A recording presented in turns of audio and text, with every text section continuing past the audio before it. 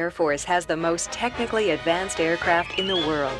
Deadly fighters and bombers, mighty cargo and tanker workhorses, our many helicopters, and a variety of specialty aircraft.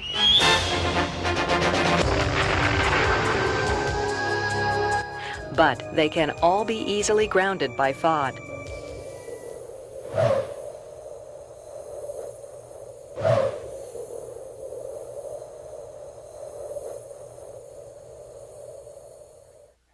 Foreign objects cause damage to our aircraft in many ways.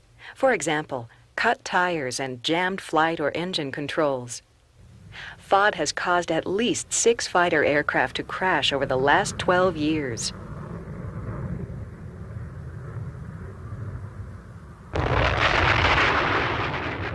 Some of the items that caused these mishaps were rags, safety wire pliers, a piece of aluminum foil, a 1-inch piece of safety wire, even a small washer.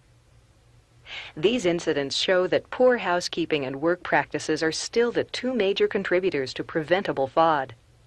We can eliminate Fod. To do so, we must make these 6 common sense steps part of our every job, every step, every day. The first step, be aware that you can make a difference and that Fod is a constant problem. Every time you sign out a toolbox, work a job, or just step out to help someone, keep your eyes open for tools, rocks, and other debris. And when you see something, stop and pick it up. Occasionally, you may need a sweeper to clean up an area. Mock usually coordinates this support with base ops. The second step, keep your work area clean. Check your shoes for foreign objects and empty your pockets of keys, change, pencils, and trash. Place these items into a Fod bag before entering the cockpit, intake, other confined areas, or before working on top of the aircraft. Are you covering all of those lines, hoses, cannon plugs, and ducts during extended maintenance? The ACES 2 ejection seat is the most reliable and safest seat in the world, as long as nothing gets in the way.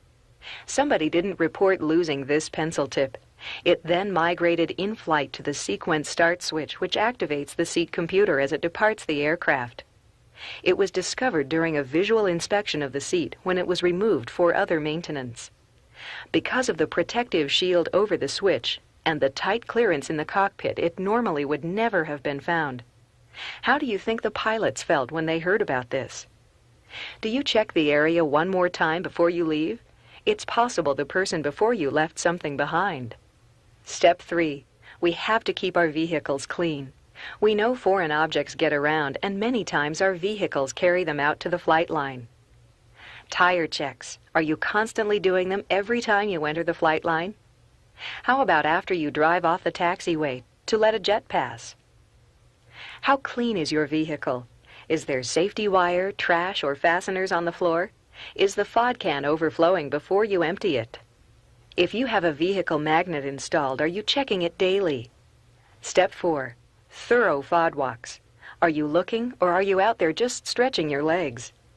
Pay special attention to the grounding points and cement grooves and cracks. These areas are always filling up with trash, rocks, and hardware. A good daily Fod walk helps us keep up with all the debris that still manages to get onto the ramp. A Fod walk should have found this bolt. Instead, it was sucked up off of the ramp by a B-1. 3 first-stage compressor blades and 1 inlet guide vane were damaged. It cost us 56 man-hours and over $35,000 to remove and fix this engine.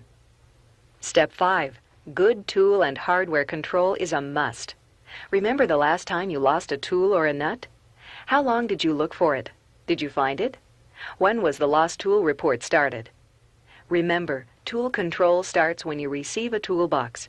Before you sign for it, make sure all missing tools are written up and check the box for pieces of safety wire and other trash. Whoa, slow down and look. Is that a tool or the tool cutout?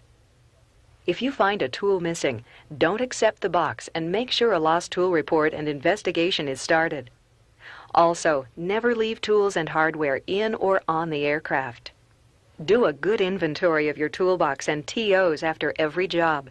This alone will narrow the search area and greatly increase your chances of finding a lost tool. Think about it. What would you rather check, 1 aircraft or 3? When you do find a tool missing, start looking for it immediately. If you can't find it after a short search, report it immediately to the expediter or dock chief and get some extra help to look for the missing tool or hardware. For tight or inaccessible areas, you can also use a borescope or X-ray equipment to locate lost items. How would you tell the pilot if the jet has just taxied? What if it is flying? A file about this size was left behind after blending 2 engine blades on a C-5, possibly falling behind a nacelle blocker door during the job. 4 people then signed for the box over the next several days before someone finally noticed and reported the lost tool. The file was not located and it came loose in flight the next day. This incident cost over 550 man-hours of work and $66,000 in damage to the engine. Hardware control is simply taking only what you need and counting how many nuts, bolts, or other hardware you take from bench stock. After the job, make sure you account for all of the hardware. If you don't complete the job, annotate a screw bag with the quantity, the type of hardware, and your name. This will help the person who finishes the job track down any missing hardware.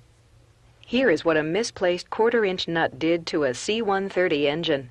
Over 30 blades were damaged beyond repair. Not counting depot costs, the damages have already taken 64 man-hours and exceeded $38,000 in damages.